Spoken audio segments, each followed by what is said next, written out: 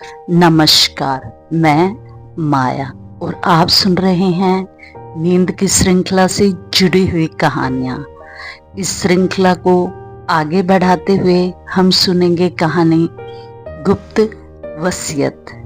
ये कहानी प्रतिलिपि में प्रकाशित कहानी है जो कि मेरे द्वारा लिखी गई है। अस्पताल से कॉल आते ही वह गाड़ी की ओर भागा। विनय के हाथ कांप रहे थे, सारा चेहरा आंसू से लथपथ हो गया था। रुमाल से आंसू पोंछते हुए गाड़ी को विनय ने पीछे किया। गाड़ी की गति तेज कर रफ्तार से चलाने लगा। कुछ ही समय में गाड़ी अस्पताल के सामने थी। विनय ने देखा माँ अस्पताल के दरवाजे पर खड़ी उसका इंतजार कर रही है। विनय गाड़ी से तेजी से बाहर निकला। माँ का चेहरा भी आंसू से लथपथ था। दोनों माँ बेटे एक दूसरे से लिपटकर आपस में एक दूसरे को चूम रहे थे। बहुत ही अजीब दृश्य था। चारों तरफ भीड़ लग गई। लोग असमंजस में थे, कैसे पूछें क्या हुआ है। तभी अस्पताल के स्टाफ की महिला उनकी ओर आती है, कुछ वात्सल्य भाव से बोलते हुए, माताजी, मैं आपको सारे ढूंढ आई, आप यहाँ हो, आ जाओ, डॉक्टर बुला रहे हैं। विनय और उसकी माँ तेज कदमों से ऑपरेशन थिएटर के दरवाजे के पास पहुंचते हैं। तभी डॉक्टर, माताजी, खाली हाथ आए हो, पहले मिठाई खिलाओ, फिर आपको खुशखबरी सुनाएंगे। माँ मुस्कुराते हुए, बेटी, हम दोनों माँ बेटे की तो सांसें रुकी हुई थी, अभी आप सबके लिए मिठाई मंगवाती हूँ।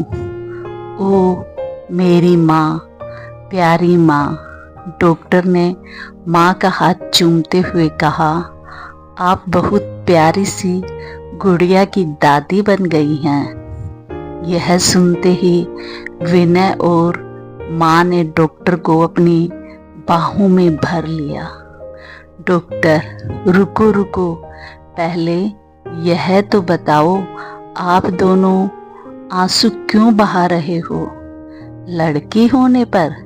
माँ ने अपनी अंगूठी उतारते हुए, ले बेटी, आज आपने मुझे इतनी बड़ी खुशखबरी सुनाई है। यह मेरी तरफ से छोटा सा उपहार है। माँ, यह तो मेरी ड्यूटी है। मेरा उपहार तो आपका हंसता हुआ चेहरा होगा। हंसो माँ, हंसो। बेटी, यह आंसू तो खुशी के ही हैं। 10 साल तक इस खबर को सुनने के लिए हमारे कान तरस गए थे, और आज जब समय आया तो ज़बान के पास अल्फाज नहीं थे अपनी भावना व्यक्त करने के लिए, इसलिए आंखों ने वो काम कर दिया। मैं तो अपनी पोती को आपके जैसी डॉक्टर बनाऊंगी। हंसते हुए विनय की माँ ने कहा, विनय, मैडम, हम सब ममता से मिल सकते हैं? क्या हम अपनी गुड़िया को देख सकते हैं? ममता से आप कुछ समय बाद मिल सकेंगे। तभी गुड़िया को विनय के हाथों में देते हुए, रुको रुको, इसको मेरी माँ को दो, नहीं तो वो मेरे से मुंह बना लेंगी, बोलेंगी पोती मेरी, और पहले गोद में लिया तूने। मैं अपनी माँ को नाराज नहीं देख सकता। माँ, देखने तो दो, कैसी दिखती है। ओहो माँ, ये तो बिल्कुल आप जैसी है। अब दो दो माओं को कैसे संभालूंगा। सभी जोर से हंसने लगे। डॉक्टर, आओ विनय, आप ममता से मिल सकते हो। विनय, नहीं जी, मेरी माताश्री को ले जाओ, बहू भी इसी की है। मेरी तो बस माँ है, जो वह हुक्म करेंगे तो उनके साथ साथ हम भी ममता से मिल लेंगे। माँ हंसते हुए, हाँ ये तो है, मेरे पास बहुत ही प्यारे बेटे बहू हैं। अब मेरे जैसी प्यारी सी गुड़िया भी आ गई। तभी विनय चटकारे लेते हुए, ओहो, कह दिया मेरी माँ ने तो। 70 साल में भी अपने आप को मेरे जैसी प्यारी सी गुड़िया बताकर अपनी तारीफ। सभी हंसते हुए ममता के पास जाते हैं। ममता आवाज सुनकर बिना आंखें खोले धीरे से मुस्कुराती है। माँ उसके सिर को हाथों से सहलाती है। ममता हाथ पकड़ के चूमते हुए, माँ गुड़िया किसके जैसी है? माँ ने कहा, बेटी यह बिल्कुल मेरी बहू जैसी है। ऐसा सुनते ही ममता की आंखों से आंसू बहने लगे। नहीं बेटा, आंखें खराब हो जाएंगे। विनय बेटा, दूर क्यों खड़े हो, इधर आ, मेरे को कोई काम याद आ गया, अभी आती हूँ, संभाल हमारी लाडली को। ऐसे कहते हुए माँ बाहर निकल गई। अस्पताल के पास एक मंदिर था। मंदिर में माथा टेकते ही पंडित जी बोल उठे, शीला जी, बहुत दिनों बाद आपके दर्शन हुए। हाँ पंडित जी, पूरे 3 साल बाद आई हूँ। भगवान मेरी परीक्षा ले रहे थे और मैं भगवान की। हम दोनों एक दूसरे से नाराज थे। बहुत दिनों में आज सुलह हुई है। मिठाई का डिब्बा आगे करते हुए महाराज जी, भोग लगाकर प्रसाद बांट दो, मैं 2 घड़ी विश्राम करूंगी। तो महाराज जी बड़बड़ाते हुए, अब तो रात को बेटा आएगा तब ही 2 घड़ी पूरे होंगे। राम राम राम राम करते शीला दीवार के साथ आसन लगाकर बैठ गई। मन है उड़ता ही रहता है, उड़ता ही रहता है। शीला गुनगुना रही थी। गुनगुनाते गुनगुनाते 13 साल पीछे का सोचने लगी। कैसे हम हंसते खेलते दोनों पति पत्नी अपनी गृहस्थी में दोनों बेटों विनय और विजय के साथ मस्त थे। विनय बड़ा बेटा समय से नौकरी लग गया। विजय भी अपनी तैयारी में लगा हुआ था। हम दोनों पति पत्नी विनय की शादी के सपने संजोने में लगे थे। सब बैठे ही थे, तभी विवेक, विनय के पापा, विवेक ने विनय को पास बुलाया और कहा, बेटा मैंने एक लड़की देखी है, बहुत ही होनहार सुशील है। रविवार को तुम सब भी देख लेना। विनय, पापा मेरे को अभी शादी नहीं करनी है। क्या जल्दी है, लोग 30 के बाद शादी के बारे में सोचते हैं। अभी तो मैं मात्र 26 साल का हुआ हूँ। विवेक, बेटा, मेरा मानना है नौकरी करने के बाद शादी में देरी नहीं करनी चाहिए। हम सगाई कर लेते हैं, शादी अगले साल सोचेंगे। विनय वहां से गुस्से में खड़ा होकर चला गया।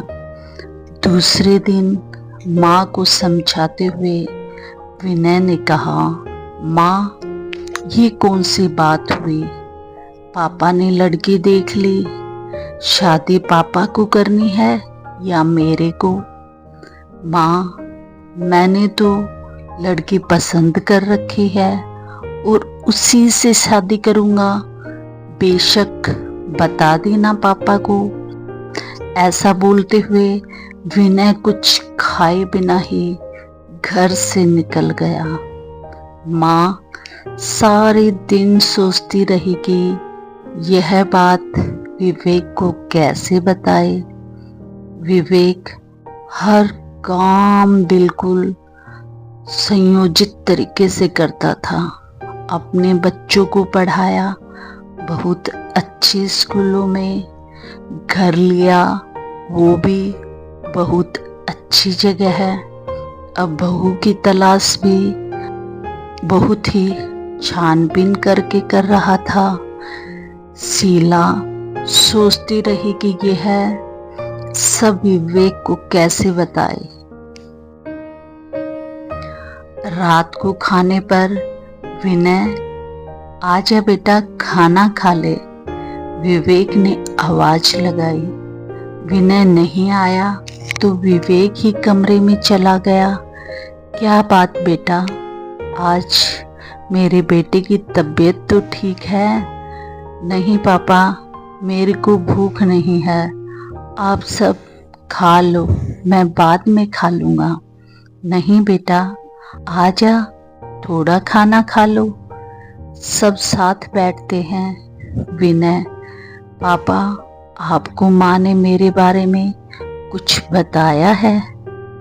नहीं बेटा, तुम बताओ क्या बात है, मैं जरूर समाधान करूँगा।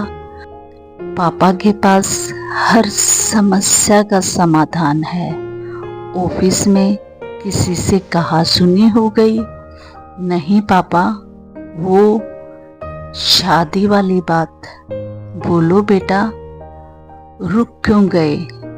मैंने एक लड़की पसंद कर रखी है, कहूँ तो आपसे मिला दूं? विवेक बिना कुछ कहे कमरे से बाहर निकल गए। रात को किसी ने खाना नहीं खाया। शीला के बहुत समझाने पर विवेक लड़की देखने के लिए तैयार हो गए। रविवार का दिन चुना गया। लड़की को विनय मंदिर में अपने साथ लेकर आया।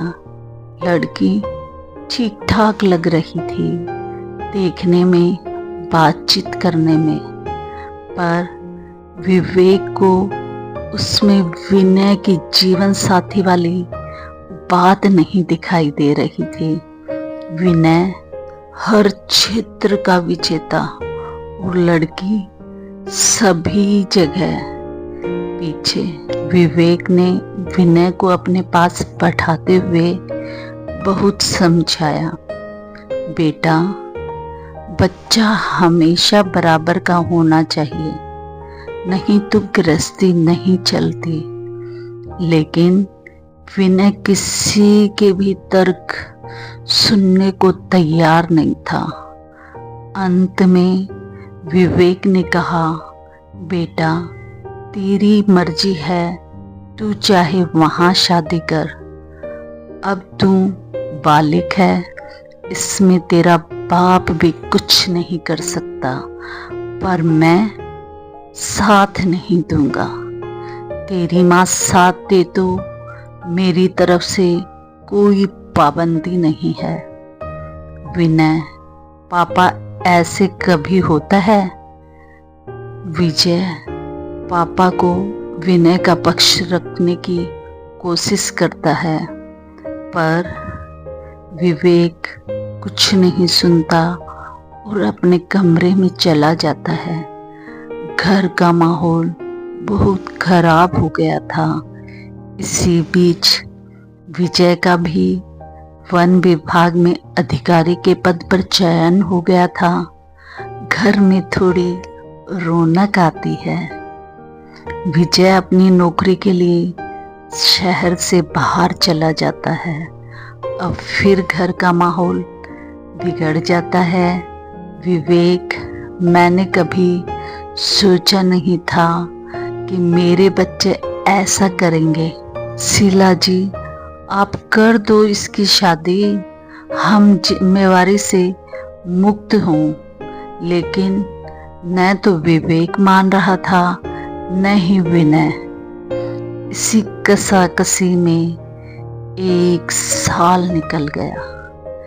जब विजय घर आता तो कुछ समय के लिए घर में चहल पहल हो जाती, फिर वैसा ही माहौल हो जाता।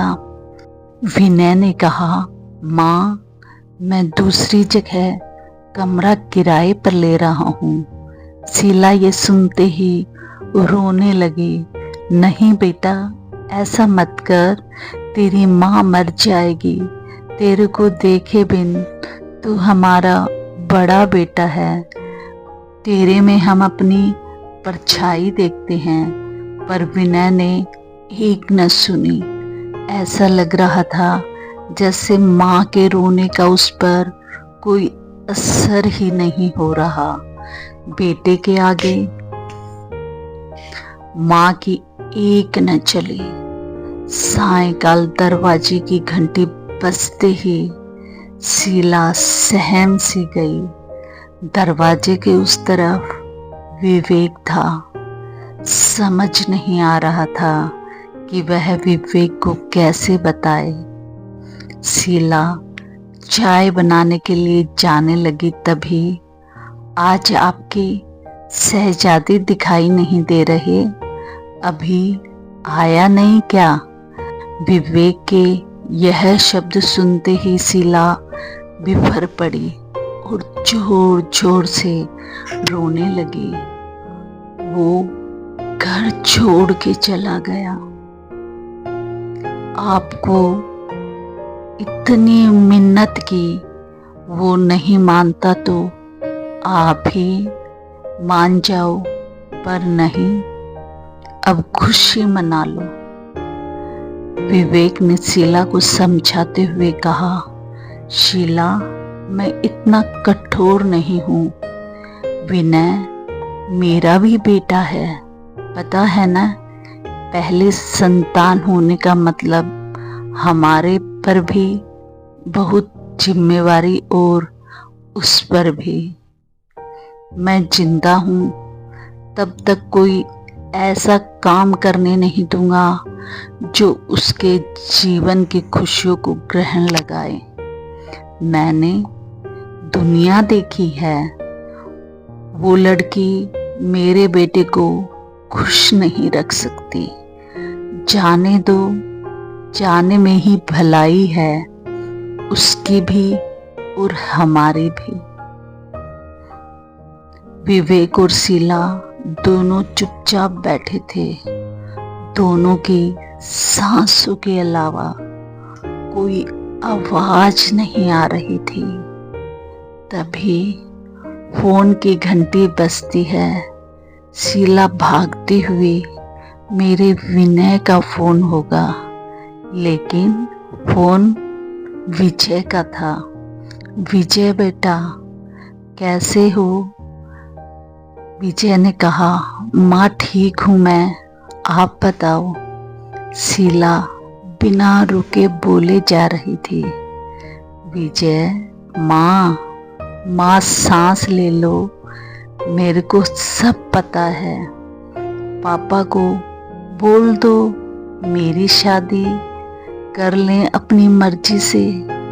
भैया को छोड़ दो उनके हाल पर। शीला लंबी सांस लेते हुए, शुक्र है यह तो रास्ते पर है, नहीं तो पुरानी कहावत सिद्ध हो जाती। जिस रास्ते बड़ा जाता है उसी रास्ते छोटा अपने आप पहुंच जाता है। शीला फोन रखने के बाद, सुनो जी, विजय कर लेगा आपकी पसंद से शादी। विवेक ने कहा, नहीं शीला, विजय को अपनी पसंद से ही शादी करने दो। वो मैं देखूंगा उससे भी अच्छी बच्ची पसंद करेगा। आपको तो बस विनय के पीछे ही पड़ना है। शीला, तुम माँ हो, दोनों को मेरे से ज्यादा जानती हो। आज खाना बनाने का इरादा नहीं है क्या? कैसे पिता हो, मैं बेटे के लिए परेशान हूँ और आप? विवेक, जाओ जाओ खाना बना लो, मैं कल उससे बात करता हूँ। शीला के दिल में तसल्ली हुई। दूसरे दिन विवेक विनय के पास गया। बेटा, तुम बालिग हो, कर लो शादी, पर मैं नहीं आऊँगा। ठीक है तो पापा, मैं शादी भी नहीं करूँगा। बेटा, घर पर चल कर रह, मेरे बारे में नहीं तो अपनी माँ के बारे में सोच। नहीं पापा, कुछ समय मैं दूर ही रहना चाहता हूँ। ठीक है बेटा, जैसी तुम्हारी मर्जी। पिता मर जाए तो कंधा देने जरूर आ जाना। यह मेरी वसीयत है, तुम्हें मेरी कसम मेरे मरने के बाद खोलना। विनय भावुक होकर, नहीं पापा, आप ऐसा मत बोलो। ऐसे लगभग साल बीत गया। विनय जब विजय आता था तब घर रहता, नहीं तो माँ से मिलकर चला जाता। एक दिन सुबह 4 बजे विनय के फोन की घंटी बजी। हड़बड़ी में बोला। इस समय माँ का फोन उठाते ही विनय को माँ के रोने की आवाज सुनाई दी। विनय ने गाड़ी ली और घर जाने लगा। जरूर माँ को नींद नहीं आ रही होगी, पापा मजे से सो रहे होंगे, माँ को बुरे बुरे ख्याल आ रहे होंगे, इसलिए मेरे को फोन कर दिया। अब तो महीना पूरा होते ही घर रहने चला जाऊंगा। गाड़ी से उतरकर विनय ने धीरे से दरवाजा धकेला। दरवाजा खुला था। माँ पापा के सीने से चिपकी हुई थी। विनय जोर जोर से माँ पापा चिल्ला रहा था। पड़ोसी इकट्ठे हो जाते हैं। विनय, देखो अंकल, माँ पापा कुछ बोल नहीं रहे। विनय, डॉक्टर को बुलाओ, अपनी माँ को दिखा दो, विजय को फोन कर बुला लो, पापा इस दुनिया में नहीं रहे। विनय उस समय तक सुन्न हो गया। माँ का हाथ पकड़े रोता रहा। कुछ समय में शीला को होश आया। विनय बेटा, तेरे पापा चले गए मेरे को अकेला छोड़कर। विजय कुछ समय बाद वापस चला गया था। विनय और माँ दोनों साथ रहने लगे। एक दिन विनय को अचानक ऑफिस में याद आया। पापा ने उसे वसीयत के कुछ कागज दिए थे, पता नहीं कहाँ रख दिए। वो तुरंत घर आया, सामान को इधर उधर करने लगा। बेटा, तुम क्या ढूंढ रहे हो? मेरे को बताओ, मैं तुम्हारी मदद करती हूँ। माँ, आपको पता है पापा ने वसीयत बनाई थी, और वो मेरे को रखने के लिए दी थी। बोल रहे थे कि मेरे इस दुनिया से विदा होने के बाद ही से देखना, पता नहीं कहाँ रख दी। विनय बोला, क्या माँ, वसीयत को मैं विजय की अनुपस्थिति में देख सकता हूँ? हाँ बेटा, मैं हूँ ना। अब शीला को डर लग रहा था कि अभी विवेक ने विनय को अपनी जमीन जायदाद से कहीं बेदखल तो नहीं कर दिया। वो बार बार प्रार्थना कर रही थी कि कुछ ना मिले, भगवान इसे कुछ न मिले। 2 घंटे बीत गए थे। विनय कमरे का दरवाजा बंद किए बैठा था।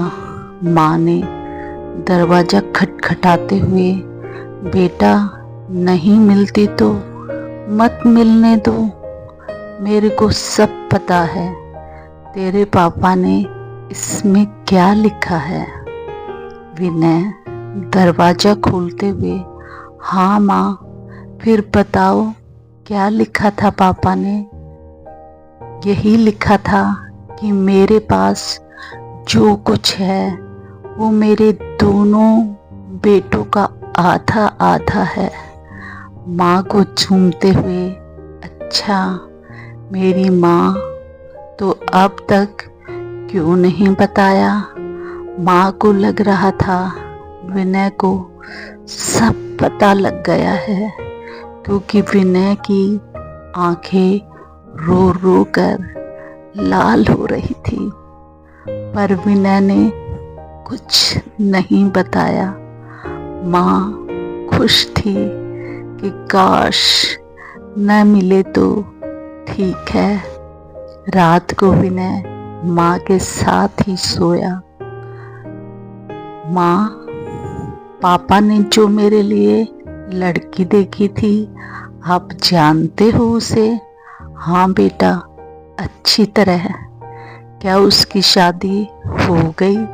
नहीं बेटा, उसके साथ तो तेरे पापा ने तेरा रिश्ता पक्का कर रखा था। बोलते थे मेरा विनय जरूर मेरी बात मानेगा। ठीक है माँ, मैं शादी के लिए तैयार हूँ। बेटा, मैं चाहती हूँ तुम दोनों भाइयों की शादी 1-2 दिन आगे पीछे ही हो जाए। माँ, फिर तो पापा ने विजय के लिए भी लड़की देख रखी होगी।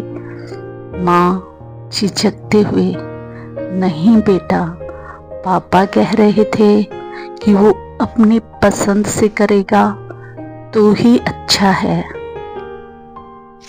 शीला को लग रहा था विनय झल्लाएगा, लेकिन विनय ने ऐसा कुछ नहीं किया। बोला, हाँ माँ, पापा तो बिल्कुल सही कहते थे, पर विजय से तो पूछना पड़ेगा कि उसे कोई लड़की पसंद करती भी है या नहीं। ठीक है, फोन मिलाते हैं। शीला ने विजय को झिझकते हुए पूछा, बेटा सुन, विनय तेरे पापा ने जो लड़की पसंद की थी उससे शादी के लिए तैयार हो गया है। अब तुम बताओ। माँ, मैं क्या बताऊं? ठीक है, भैया जैसे कहें। नहीं बेटा, हम तेरी शादी भी साथ साथ करना चाहते हैं। अच्छा माँ, किस लड़की से? शीला बोली, कोई लड़की है तेरे को पसंद? विजय ने थोड़ा रुकते हुए कहा, माँ, मेरे साथ एक लड़की नौकरी करती है, पर मैंने उसे कुछ नहीं पूछा है। आप जहाँ कहोगे मैं शादी कर लूँगा।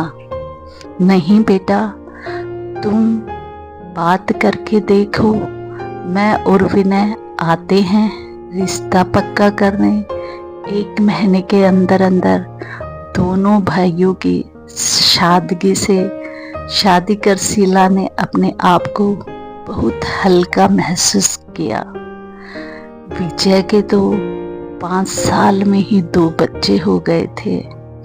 शीला बच्चों की देखभाल के लिए विजय के पास ही रह रही थी, पर अब शीला के मन में कहीं न कहीं अपराध बोध होने लगा था कि विनय को अभी तक कोई संतान नहीं हुई है।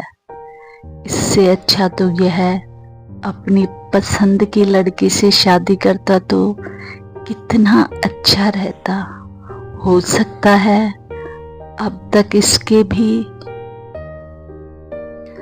तभी विजय, माँ चाय ले लो, कब से आपको बुला रहा था, अभी यही लेकर आ गया, ठंडी हो जाएगी, पी लो।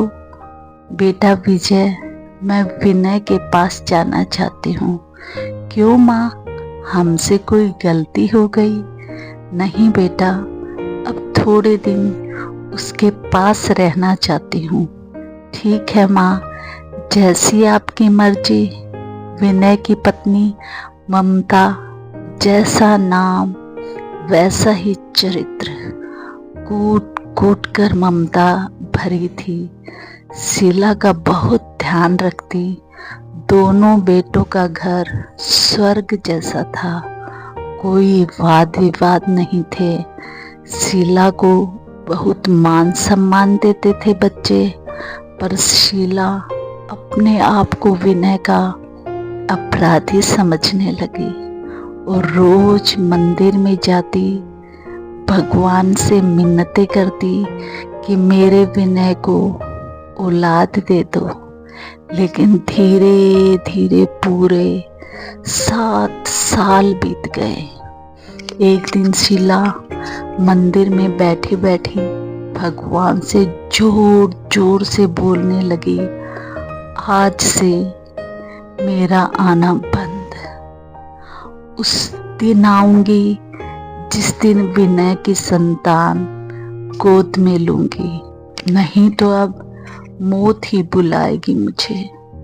कहते कहते मंदिर में ही सो गई।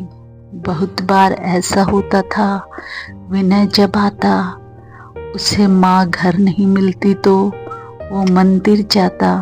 माँ यदि मंदिर में सोई मिलती तो वो भी वहीं बैठ जाता और बाद में माँ के साथ घर जाता। माँ, आप ये बताओ, भगवान से क्या मांगने आती हो रोज सुबह से शाम तक? बेटा, अपने पापों की सजा। अगर बेटा हम जिद न करते तो तुम भी विजय की तरह अपनी पसंद से शादी कर लेता और आज तेरे भी बच्चे होते। कितना अच्छा होता। क्यों किया तूने ये सब? बता, क्यों किया? विनय, माँ, मैंने यह शादी अपनी मर्जी से की है और मेरे पास तो बड़ी ही नटखट माँ है। वो तो मेरे से संभाली नहीं जाती। बच्चे क्या माँ आप संभालती? नहीं आऊंगी, अब कभी यहाँ नहीं आऊंगी। बस चल घर, अब यहाँ कभी नहीं आऊंगी। शीला ने अपने आप को सबसे अलग सा कर लिया। ऐसे 2 साल हो गए लगभग। एक दिन ममता माँ माँ कहकर पाँव छूते हुए, माँ आप दादी बनने वाली हो। जैसे ये सुनते ही शीला की जवानी लौट आई हो। ममता को हर काम करने से मना कर दिया। समय बीतता गया। आज शीला एक प्यारी सी परी की दादी बन गई। आज भी मंदिर में बैठे बैठे शीला की आंखें लग गई। विनय आया 2 बार। माँ माँ बोला। शीला झट से खड़ी होती है। माँ, घर चलो, ममता ने कुछ सामान मंगवाया है। विनय, माँ आपको तो सब पता है, पापा ने वसीयत में क्या लिखा था। यह लो पापा की लिखी वसीयत। शीला के हाथ कांपने लगे। लिफाफा खोलते खोलते सोचने लगी कि कल विनय अपने घर चला जाएगा जो उसने कुछ समय पहले ही खरीदा है। मैं फिर अकेली रह जाऊंगी। आपने ये क्या किया विवेक? मेरे को दोनों बच्चों से भी अलग कर गए। लेकिन यह क्या? यह तो विनय के नाम एक पत्र है जिसमें लिखा था, बेटा, डॉक्टर ने मेरे दिल का ऑपरेशन कराने की सलाह दी है, पर उस पर भी ठीक होने का अनुमान 50% है, इसलिए मैं ऑपरेशन नहीं करवा रहा। मेरे पास समय कम है। जिस लड़की से तुम शादी की कह रहे हो उससे तुम प्यार करते हो। शादी उससे करनी चाहिए जो तुम्हें प्यार करे। उस लड़की की कुछ फोटो और फोन की जानकारी इस पत्र में है। तुम हमारे भोले भाले बेटे हो। मैं नहीं चाहता तुम्हें ठोकर लगे। विजय की मेरे को कोई चिंता नहीं, वो ठग लेगा, अपने आप को ठगाएगा नहीं। जिस शब्द को मैं कभी नहीं बोल पाया वो लिख रहा हूँ। मेरा लाडला बेटा। शीला को सब समझ आ गया था। बहू घर आ गई थी। शीला बहुत खुश थी। अब उसके मन पर कोई बोझ नहीं था। ये कहानी हमारे समाज के लिए एक आईना है। माता पिता से अधिक अपनी औलाद को कोई नहीं समझ सकता। जो भी माता पिता निर्णय लेते हैं वो बहुत सोच समझकर और तजुर्बे के साथ लेते हैं। अतः हमें अपने माता पिता की सलाह से ही काम करना चाहिए।